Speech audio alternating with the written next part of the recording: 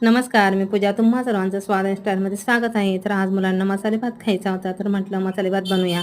तर इथं मी माझ्याकडे जेवढ्या भाज्या होत्या तेवढ्या चिरून घेतल्या आणि इकडे सगळे खडे मसाले काढून घेतले आणि पावडर मसालेही काढून घेतले. तांदूळ मी हा वाडा कोलम घेतलेला आहे. तुमच्याकडे जो असेल तो तुम्ही वापरू शकता.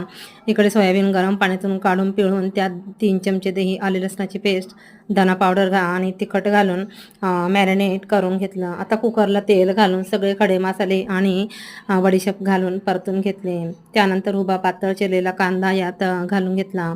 आले लसणाची पेस्ट घालून परतून घेतले. आता सगळ्या भाज्या मी यात घालून थोडंसं मीठ घालून परतून घेतल्यात.